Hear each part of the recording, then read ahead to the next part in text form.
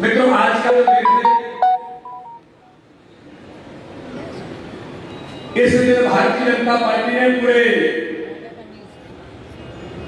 इस अभियान के दौरान जो एक प्रबुद्धों के साथ बातचीत करने का भी संकल्प लिया है। माननीय प्रधानमंत्री जी के जन्मदिन के अभियान पर पूरे देश के अंदर सेवा और समर्पण, माननीय प्रधानमंत्री जी के जन्मदिन को हम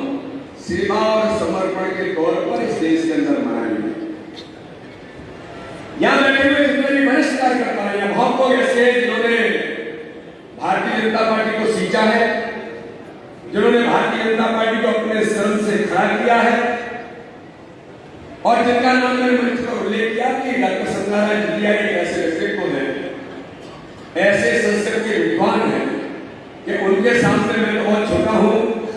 भले ही प्रदेश का अध्यक्ष हूं, लेकिन प्रबुद्धों को मैं कोई यहाँ पर उनको आकर के कुछ कहूं ये बहुत आसान नहीं है। यहाँ पर सत्यनारायण जटिया जैसे हमारे प्रबुद्ध कार्यकर्ता जिन्होंने संसद के अंदर भी और मध्य प्रदेश के अंदर भी महत्वपूर्ण भूमिका निभाई है, ऐसे और भी कार्यकर्ता यहाँ पर हैं। लेकिन मित्रों, हमको आज इस पृष्ठभूमि में जाने की जरूरत है कि जिन चित्रों पर हमने माल्यार्पण किया है, इस भारत की राजनीति में हम सब लोगों को इस दिशा में आज जाने की जरूरत है कि भारतीय जनता पार्टी जो आज दुनिया का सबसे बड़ा राजनीतिक दल है, अगर हम कहते हैं कि पार्टी विद द डिफरेंस, तो उसके पीछे कारण क्या है? आज भारत के प्रधानमंत्री नरेंद्र मोदी जी के जन्म दिवस के अवसर पर अगर भारतीय जनता पार्टी सेवा समर्पण का अभियान लेती है, तो उस अभियान के पीछे भारतीय जनता पार्टी ने क्या विचार किया होगा? क्योंकि जिन चित्रों पर आपने माल्यार्पण किया, आप लगातार बूथ बूथ पर हमारे कार्यकर्ता, हमारे प्रबुद्ध लोगों को जो इस उज्जैन के अंदर महाकाल की नगरी में यहां तो श्री कृष्ण ने शिक्षा दी है और मेरा भी परम सौभाग्य है कि मैंने भी अपने जीवन का अगर ये सामाजिक काम प्रारंभ किया तो मुझे भी उज्जैन के अंदर ही आने का अवसर मिला, जहां पर भगवान की शरण में आकर के मैंने भी ये काम प्रारंभ किया और मैंने तो प्रत्यक्ष देखा है। अगर शक्ति की कभी जरूरत होती है, वो लगता है कि कभी महसूस हो रही है, तो उज्जैन की भूमि में आने से ही अपने आप अपने मन के अंदर शक्ति पैदा हो जाती है और वो उत्साह अपने मन के अंदर और शरीर के अंदर आ जाता है। तो मित्रों, इस बात का उल्लेख करना चाह रहा हूं, डॉक्टर श्यामा प्रसाद मुखर्जी जिन्होंने जनसंघ की स्थापना की और जनसंघ की स्थापना के बाद 1980 में भारतीय जनता पार्टी बनकर के आज हम सब जो लोग यहाँ पर बैठे हैं या जो प्रमुख लोग उज्जैन के अंदर यहाँ पर आए हैं, आज हमें कहने इस बात के लिए क्या होता है कि भारतीय जनता पार्टी बलिदान के आधार पर खड़ा हुआ दल है। भारत की पहली सरकार जब आजादी के बाद सरकार बनी, नेहरू जी प्रधानमंत्री बने और हम सब लोग जानते हैं डॉक्टर श्यामा प्रसाद मुखर्जी उद्योग मंत्री बनकर के जब इस देश के अंदर खड़े हुए और जब कैबिनेट में निर्णय हुआ कि इस देश के अंदर जम्मू कश्मीर में अब इस देश के अंदर वो जो हिस्सा हुआ उसके लिए धारा 370 का प्रावधान जब संविधान के अंदर बनने के लिए इसकी चर्चा जब प्रारंभ हुई और संसद में ये प्रस्ताव पारित हुआ कि धारा 370 जम्मू कश्मीर के अंदर ये कहती है कि एक देश के अंदर दो विधान, दो निशान, दो प्रधान बनेंगे। मैं सभी प्रबुद्धजनों को आज इस बात का उल्लेख जानबूझ के इसलिए करता हूं कि जो जनसंघ और बाद में भारतीय जनता पार्टी के रूप में इस देश के अंदर जिस राजनीतिक दल का उदय हुआ हो, उस राजनीतिक दल की पृष्ठभूमि डॉक्टर श्यामा प्रसाद मुखर्जी ने उद्योग मंत्री से इस्तीफा देकर के कहा कि नेहरू जी उस समय न कोई दल था, न कोई प्रभाव था, न पूरे देश के अंदर कौन क्या इससे कोई लेना देना नहीं था, लेकिन डॉक्टर श्यामा प्रसाद मुखर्जी का जो संकल्प था, उन्होंने कहा कि देश के अंदर धारा 370 में दो निशान, दो विधान, दो प्रधान देश के अंदर नहीं चलेंगे और इस्तीफा देकर के चले गए थे जम्मू कश्मीर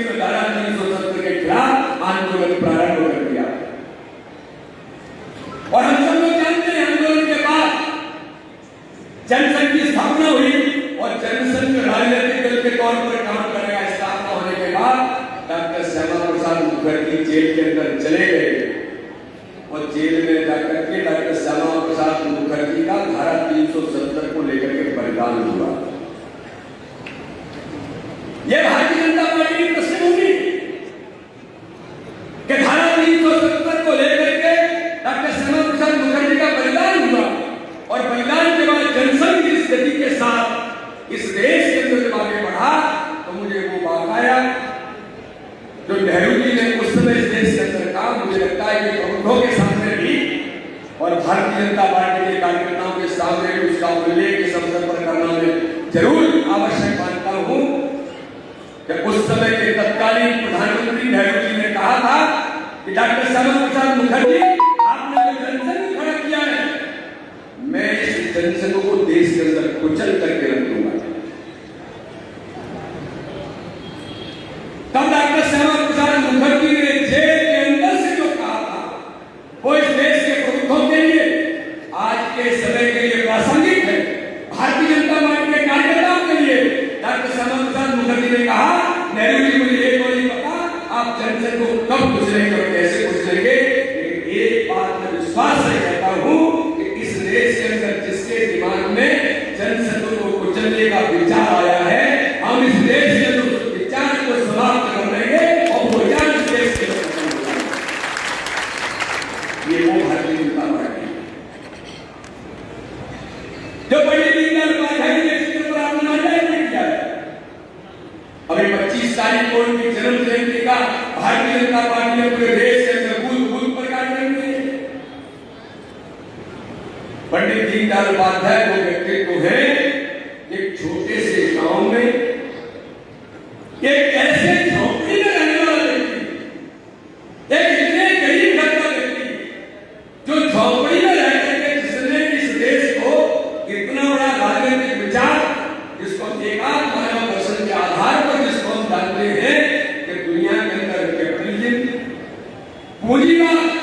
साम्यवाद जो पूरे दुनिया को चलाने का काम कर रहे थे ये दोनों इस दुनिया के अंदर खेल हो गए। आज देश भूत होने की कगार पर आ गए,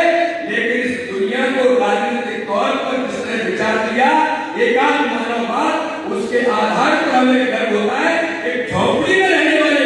गरीब व्यक्ति ने इस देश को इतना बड़ा विचार दिया कि जिस विचार के कारण से जो भारतीय जनता पार्टी बलिदान से शुरू हुई थी आज दुनिया का सबसे बड़ा राजनीतिक दल बनकर के खड़ा है। पंडित दीनदयाल उपाध्याय जी ने उस एकात्म मानव दर्शन के विचार के आधार इन दो महापुरुषों का और इन दो घटनाओं का मैंने इसलिए उल्लेख किया है कि आज ये दोनों घटनाएं और दोनों महापुरुषों के विचार इस देश की राजनीति में प्रासंगिक होकर के हमारे सामने खड़े। मित्रों मैं कहना चाहता हूं कि देश के प्रधानमंत्री नरेंद्र मोदी जी ने जब शपथ ली थी, शपथ लेने के बाद जिसका उल्लेख हमारे सांसद महोदय कर रहे थे वो जाते हैं उस लोकतंत्र के मंत्र को नतमस्तक होकर के वो कहते हैं कि लोकतंत्र का मंत्र है जहां इस देश की पॉलिसी मेकिंग के आधार पर गरीब जनता के लिए हम क्या करें ये पॉलिसी यहाँ पर तय होती है, लेकिन जब वो जनता के बीच खड़े होते हैं तो देश का प्रधानमंत्री पहले दिन क्या संकल्प लेता है। देश का प्रधानमंत्री गरीब जनता को संबोधित करते हुए कहता है देश के 130 करोड़ लोगों को कि मेरी जो सरकार बनी है मेरी सरकार के पीछे पता नहीं कितने कितने बलिदान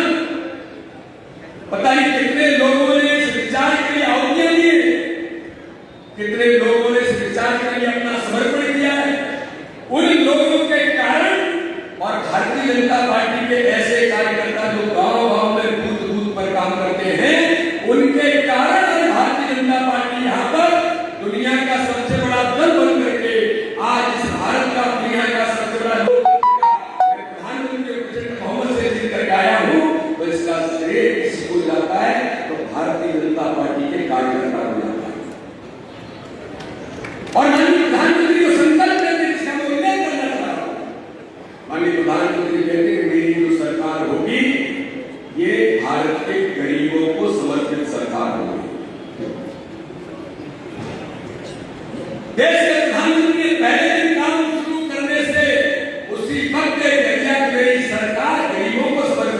सरकार होगी तो मित्रों केवल कहा नहीं,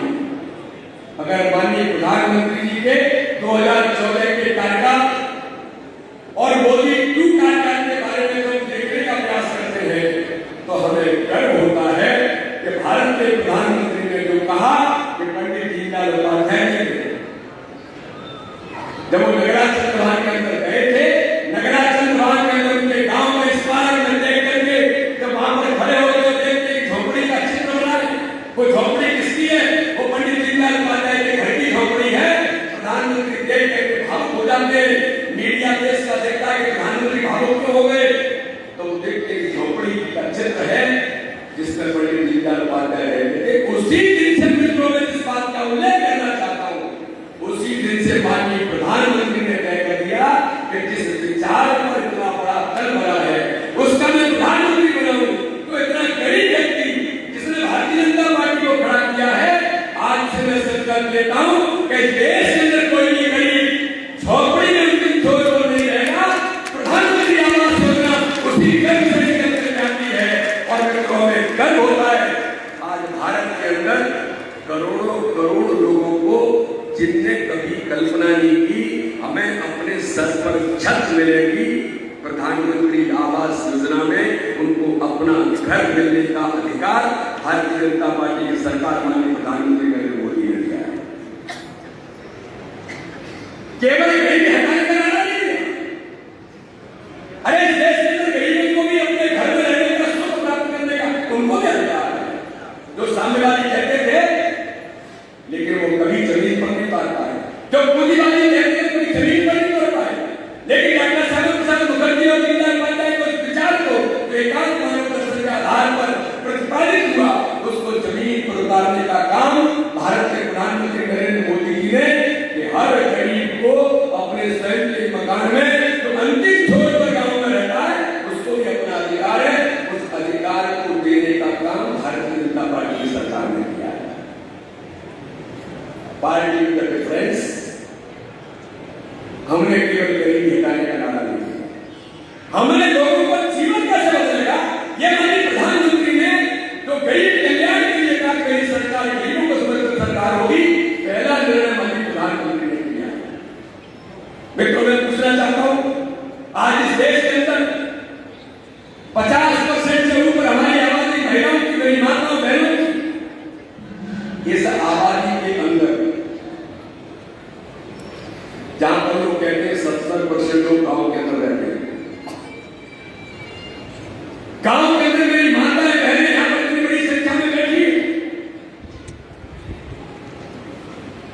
गांव के अंदर मैं भी एक गरीब किसान का बेटा हूं, गांव में मैंने भी देखा है कि मेरी मां खाना बनाते बनाते कितने धुएं से पीड़ित होती थी।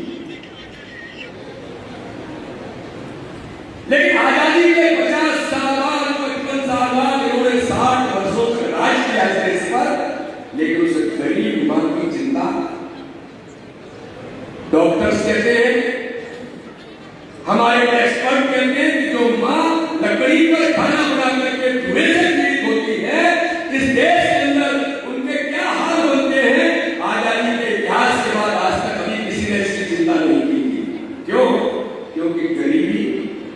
और गरीब मां को भारत के नेतृत्व ने, अगर हम एक आध दो लोगों को छोड़ दें तो कभी किसी ने देखा नहीं। लेकिन जब वो पाता है तो गरीब मां जिसका बेटा, जिसकी मां अपने बेटे के पालन पोषण के लिए दूसरों के घरों में बर्तन मारने जाती हो,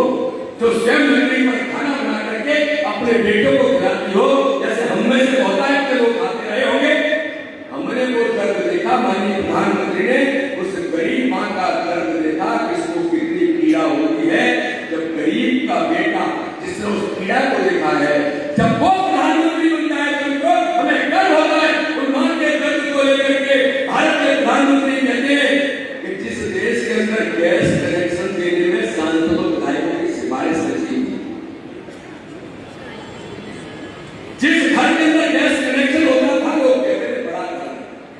संपन्न लोग हैं, लेकिन भारत के प्रधानमंत्री नरेंद्र मोदी ने कहा कि इस देश के अंदर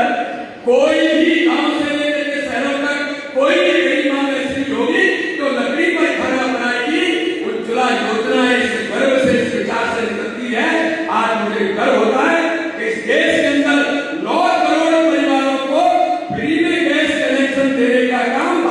जनता पार्टी की सरकार ने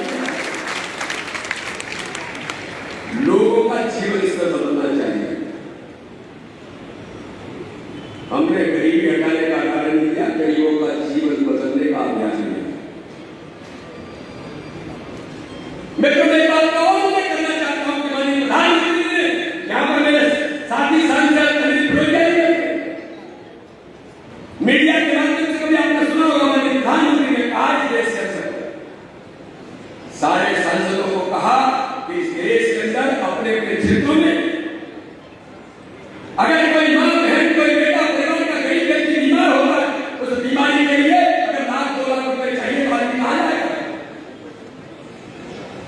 आदमी या तो साहूकार के पास जाएगा,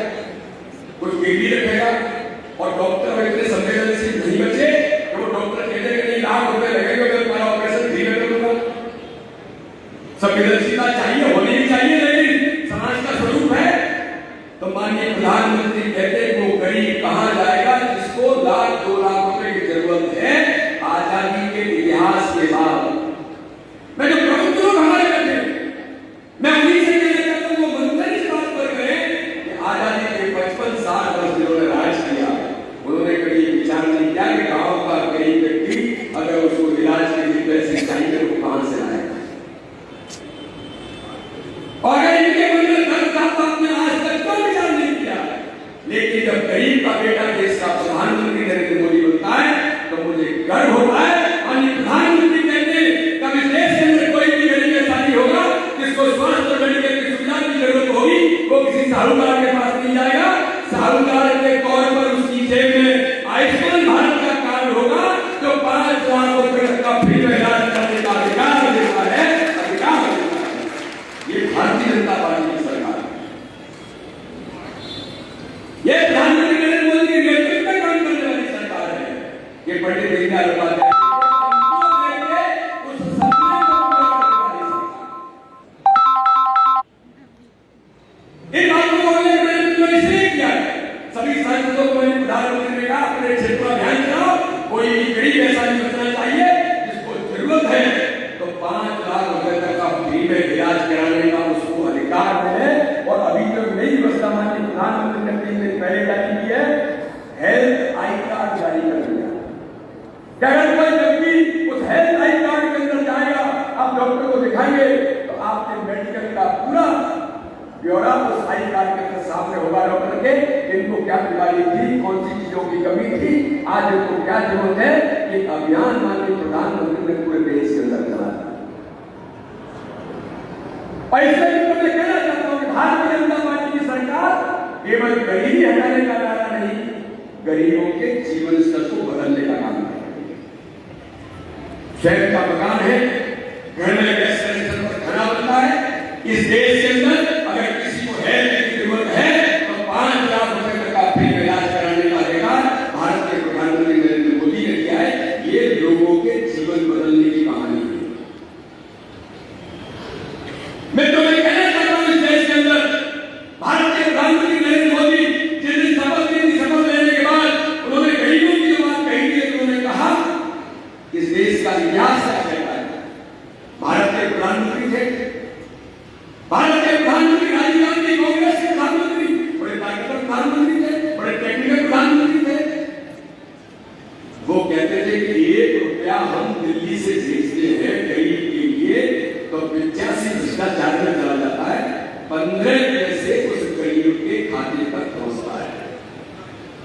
अब इस देश के अंदर किसने कहा? भारत के युवा और बड़े तकनीकी प्रधानमंत्री राजीव गांधी ने कहा।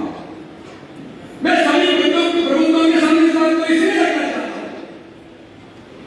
अरे भैया मैं प्रधानमंत्री हूं, मैं भारतीय जनता पार्टी का अध्यक्ष हूं। भारतीय जनता पार्टी में अगर इस प्रकार का जो देखना है कि मेरे घर में कोई कमी है, यहाँ पर कुछ होता है तो उसको ठीक करने का मेरा अधिकार है। मुझे एक मिनट में जाकर के रोने लग जाऊं, अरे मेरे घर में तो ऐसा हो रहा है क्या करें। राजीव गांधी जी ने ऑफिशियली कहा कि 85 पैसे भ्रष्टाचार में चला जाता है। लेकिन मित्रों ने इस बात का इसलिए उल्लेख कर रहा हूं कि भारत के प्रधानमंत्री का विजन देखिए। जब वो शपथ लेने के बाद आते हैं तो सबसे पहले इस देश के अंदर वो निर्णय करते हैं कि जन धन अकाउंट बोल करके इस देश के अंदर जो राजीव गांधी ने कहा जो परसेप्शन बनाया कांग्रेस के प्रधानमंत्री ने, अब इस देश के अंदर भारत के प्रधानमंत्री नरेंद्र मोदी है, इस परसेप्शन को बदलना मैं चाहता हूं। अगर 1 रुपया केंद्र से चला है तो 1 रुपया ही गरीब तक पहुंचा है जनधन अकाउंट के माध्यम से। आज मित्रों, मैं सभी लोगों को कहना चाहता हूं, 34 करोड़ लोगों का जनधन अकाउंट खोलकर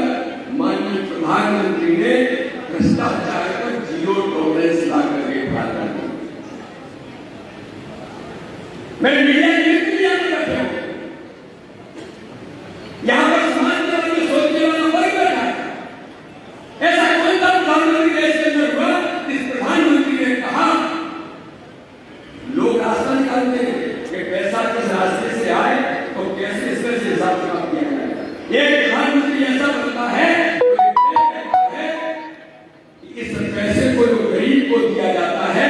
जो देश के अंदर ऑफिशियली कहा गया इस भ्रष्टाचार को कैसे रोका जा सकता है। और पहला निर्णय माननीय प्रधानमंत्री ने कहा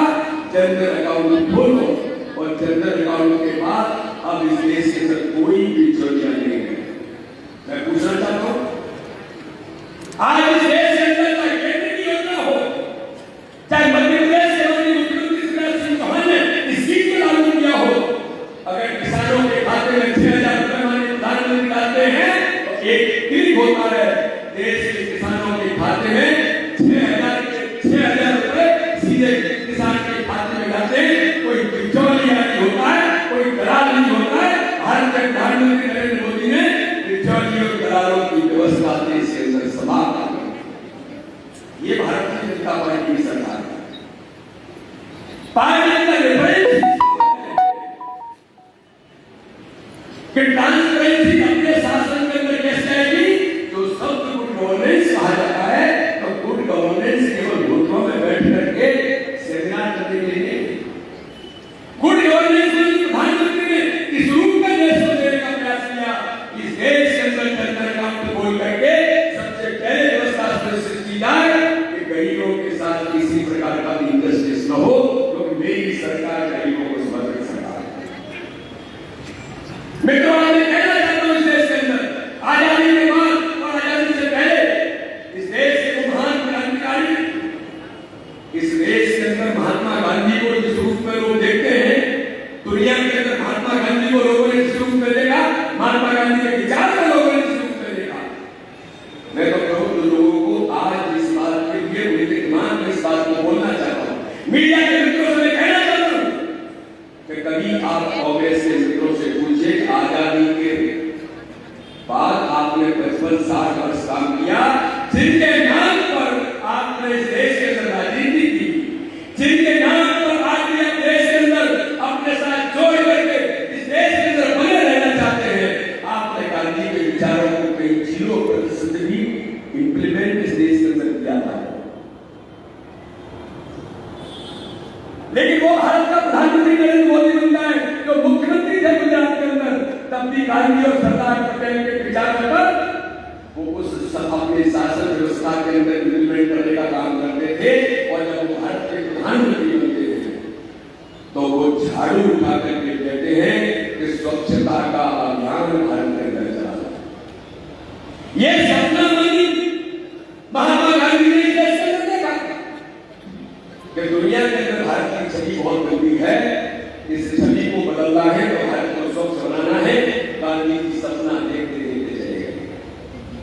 गांधी जी के विचार पर, गांधी जी के नाम पर, विचार को छोड़ दो, गांधी जी के नाम पर राजनीति करने वाले लोग कई प्रधानमंत्री बने, लेकिन कभी किसी को नहीं लगा कि गांधी जी ने स्वच्छता का सपना इस देश के अंदर देखा था। लेकिन मित्रों, मुझे गर्व है कि भारत के प्रधानमंत्री नरेंद्र मोदी बनते हैं। ये बात मैं बड़ी गहराई के साथ लोगों के सामने कहना चाहता हूं कि हमारे प्रधानमंत्री बनने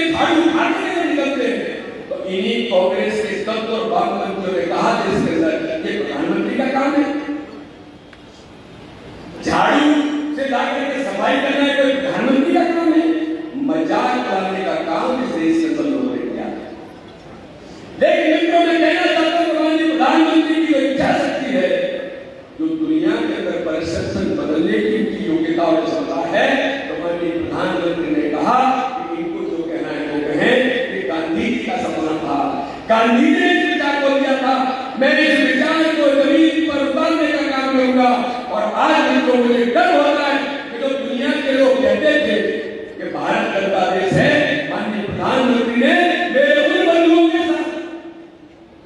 जिनको इस समाज के अंदर लोग इस दृष्टि से देखने का प्रयास करते हैं,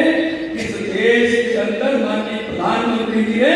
सामाजिक समरसता के उस संकल्प को जो उन्होंने अपने जीवन के अंदर पहले दिन से सीखा है, उन बंधुओं के साथ केवल उनका काम नहीं है कि देश स्वच्छ बनेगा, ये देश एक नागरिक का काम है। और आज उनको मैं गर्व से कहता हूं, हमारा सीना चौड़ा हो जाता है कि वो झाड़ू पहले दिन उठाया था, आज इस देश के अंदर किस समाज का है, किस क्षेत्र का है, किस वर्ग का है, माननीय प्रधानमंत्री को संकल्प को भारत के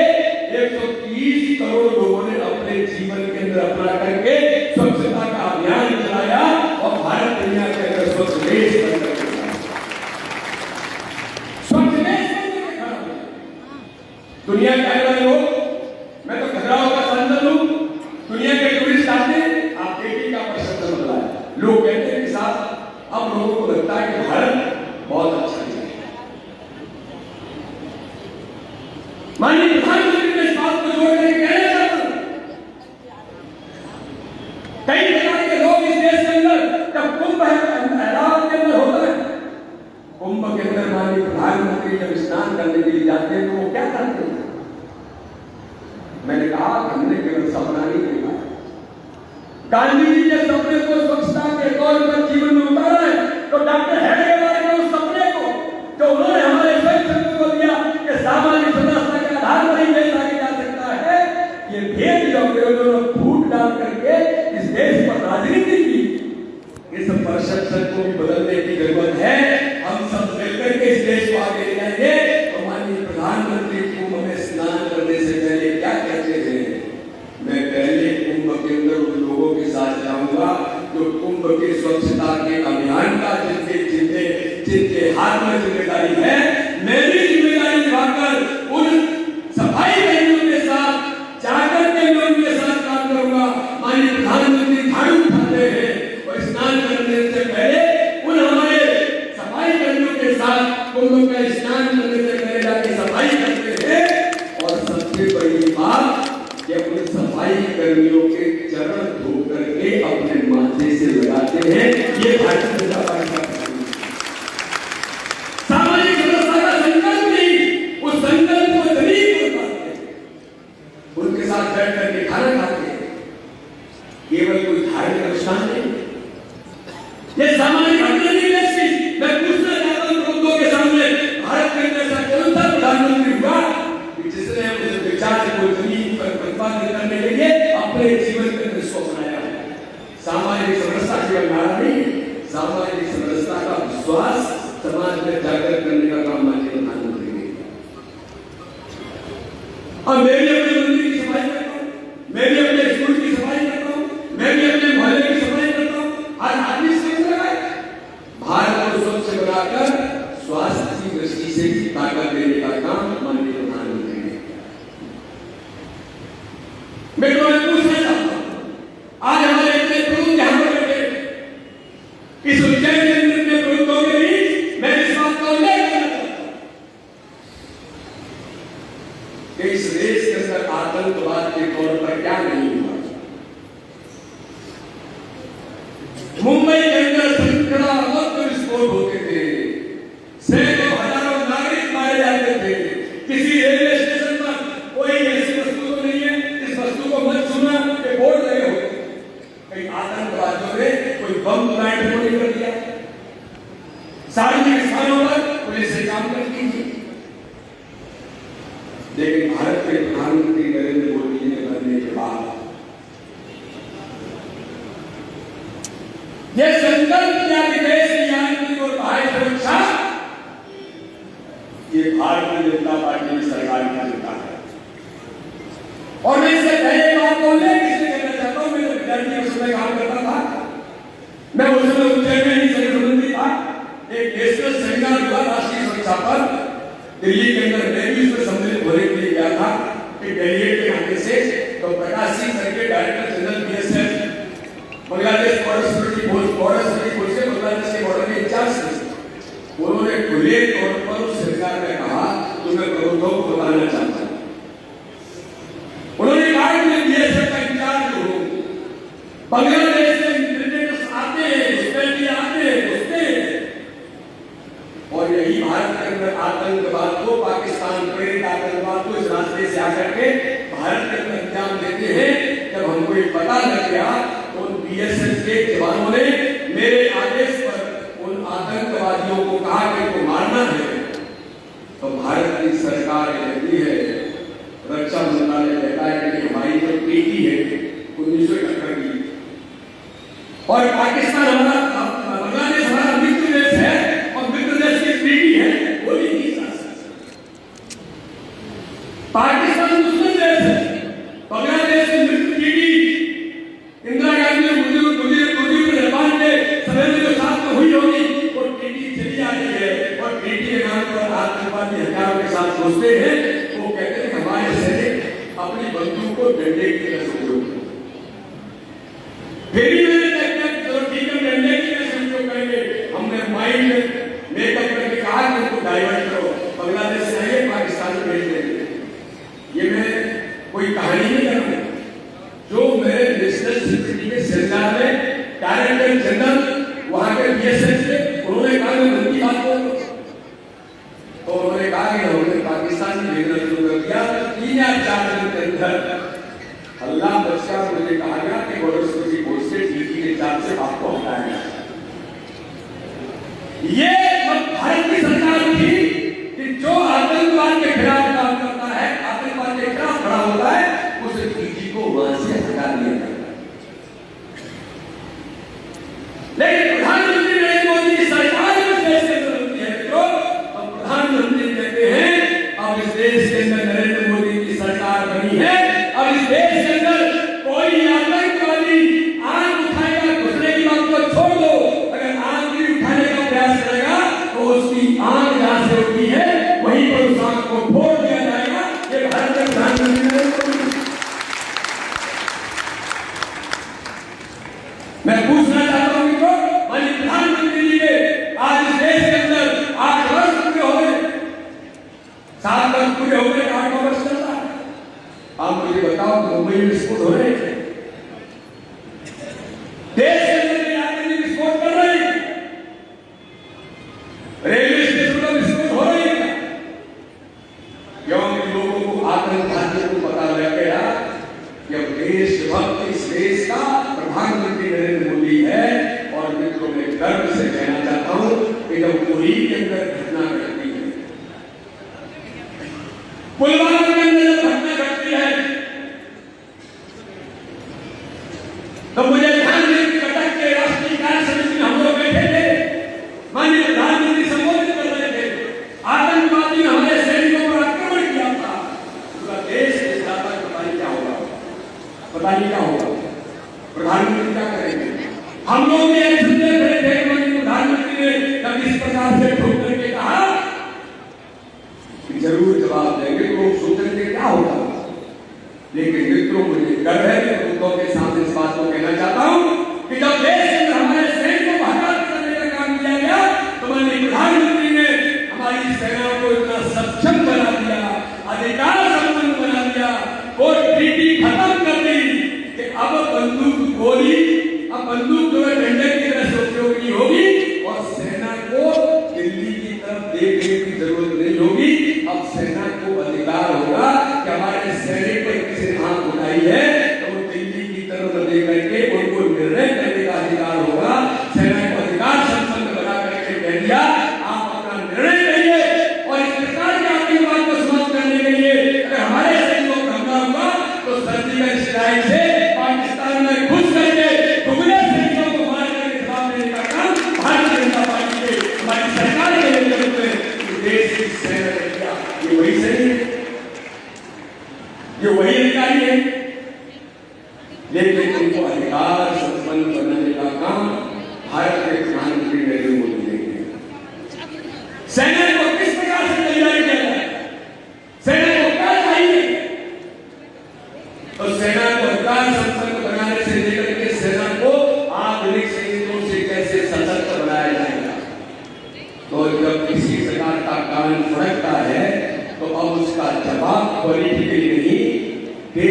सुरक्षा के लिए सीमा पर और आंतरिक सुरक्षा के बारे में छोड़े तो अब कोई आतंकवाद की सोचता नहीं है कि भारत में जाकर रह भी सकते थे। राष्ट्रीय सुरक्षा को लेकर इस देश के अंदर परिवर्तन माननीय प्रधानमंत्री नरेंद्र मोदी के नेतृत्व में है। मैं पूछना चाहता हूं कि जो इस देश के अंदर कोविड महामारी का संकट इतने बड़े लेवल पर जिस प्रकार से कोविड महामारी का संकट आया, कोविड की महामारी के संकट में हम हमेशा ये देखते थे कि दूसरे देश क्या करेंगे तो हम कुछ करेंगे, दूसरे देश कुछ कहेंगे तो हम कुछ कहेंगे, दूसरे दुनिया के ताकतवर देशों के नेतृत्व को उनके कामों को हम लोग बात करते थे कि क्या होगा। मैं लोगों के सामने में मीडिया के मित्रों के सामने एक बात का उल्लेख करना चाहता हूं। आज तक इस दुनिया के अंदर भारत के अंदर जितने वैक्सीनेशन हुए हैं वो वैक्सीनेशन भारत को कम मिली है। पोलियो से लेकर के और भी कई प्रकार के हेपेटाइटिस वगैरह जितने भी वैक्सीनेशन हुए हैं, सारे वैक्सीनेशन जब दुनिया के देश कर लेते थे तो कुछ बचे कुछ जो वैक्सीनेशन होते थे वो भारत की सरकार को मिलते थे, फिर हमारा वैक्सीनेशन होता था। लेकिन